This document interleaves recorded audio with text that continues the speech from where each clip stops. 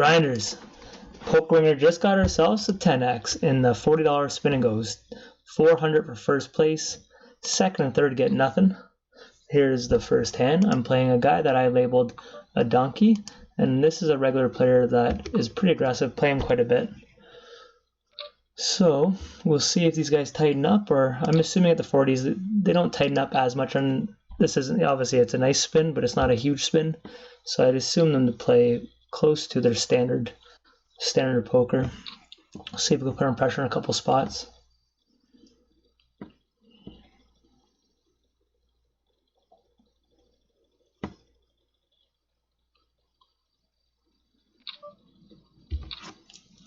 I sometimes 3-bet that. This one I'll take a bit of a softer line, just with how aggressive he is on the button. I don't have a HUD for this one. You know, this is a pretty decent flow here. He's betting really low. Don't expect him to bite. So I expect this to go check, check, and I might stab out the river. If there's no club and a low card, I'm going to stab the river. But he bet awfully low. Yeah, it's a little strange there. Don't know if I'm buying he as a 10, but the fact that he's betting the two of us, though, is pretty ballsy. Clearly, we'll call an all-in if we get rejammed here. If he does, we'd be most likely flipping with the pocket pair.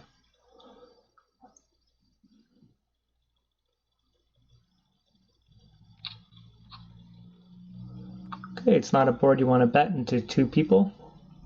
We have the backdoor hearts, obviously, but we'll just happily check it. Pretty good card. Now I'm going to bet harder than usual. There we go. So it could be two pairs. Very strange from the donk out here, but I can't fold. But I have him labeled a bad player, but it's a very bad card to bluff on, but he could have a flush draw too. Let's hold. There we go. Very strange line for him just to jam. He's so strong, top pair with heart draw. I don't know why he would just jam there. Like, I was by fluke that strong to be able to call in a situation like that, but majority of the time you're going to get folds there. Okay, let's hopefully take this 160. I'm just going to do a min raise. I don't want to lose him. I'm going to check jam him here. He should be hitting something here. Here he goes. Oh, wow. Over 9. Queen, king. All right, he doubles up. He definitely hit it. Okay, he's too deep to call an all in now. So you can see a note here. I said at the starting I didn't think they were going to tighten up. So guys, usually you would see someone checking this board. I'm not going to, because I think if I bet it on this level at the $40, I think this more looks like I don't have it. I think if I check it, it looks like I do have it a bit more than I don't. So when I want his diamonds, and I have him labeled aggressive. Now I'm going to check it. Like now I'm scared. I'm hoping a brick comes, and I'll call his bluff if he missed diamonds on the river. So it's a perfect brick. Now I have to bet hard, like I try to get a hero call from him. I don't expect him to have an ace here. I'm hoping a 4, some kind of pocket pair, so they can call us. A jam would suck, but I'll have to call a jam because I played it like I missed or I don't have an ace. Sometimes I'd have a6 there. I could see him doing a hero call here.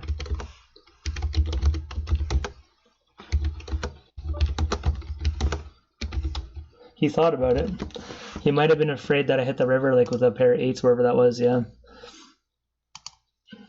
If you have a flush board on that and I'm betting it and you don't think it, you're better off to do a check raise there. You have some fold equity, and if I do call, but I bet pretty heavy there. I think on my bet size, without me explaining to you guys what I was doing there, I think majority of the time they won't have the ace there, especially if you're playing the $7 spin and goes and under. Start getting to 15 and above, you start seeing some different lines that mean different things. Okay, here we're just gonna call if he does another jam. Okay, I am going to jam the big blind here. I don't want to limp with this type of hand. Even over his, I could even jam, but it'd be almost a cooler.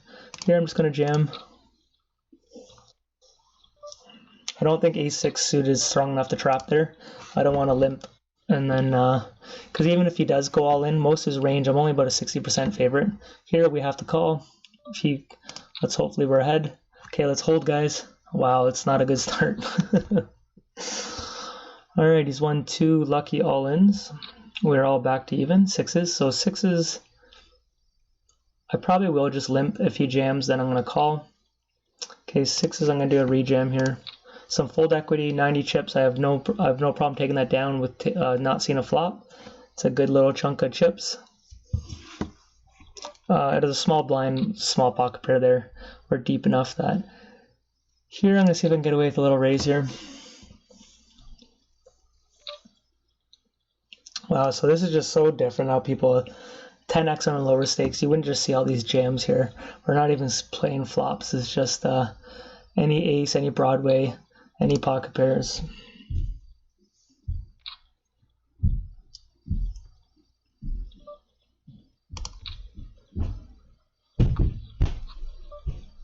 Okay, I definitely want to bet or draw a hand like this. So I'm gonna take it down, and then obviously if I hit it I can get rewarded.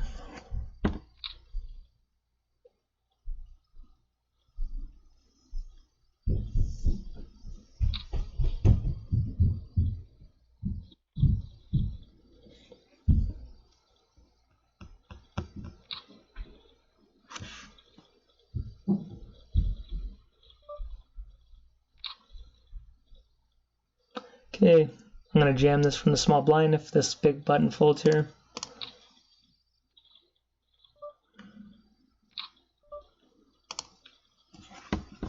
We're soon going to be at 60 big blinds here, and so it's all going to be kind of just luck if you get dealt hands here. Bit of hand selection, but at the level these guys are playing, it's kind of going to be who's dealt some cards at this point. There's not going to be too much room to outplay.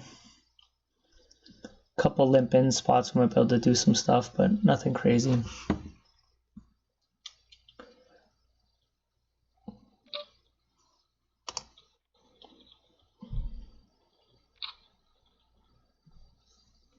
So the problem is with this type of hand, I've gone all in against this guy so much, right?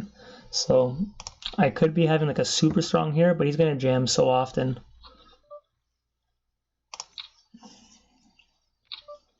And I think if I check it, he bets hard.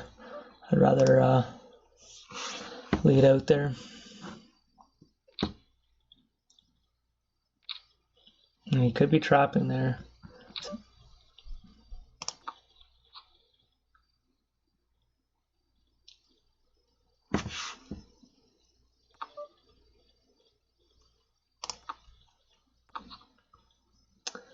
It's so draw heavy, but I think I have to lead out here. And then I think I have to jam river if there's a brick. That sucks.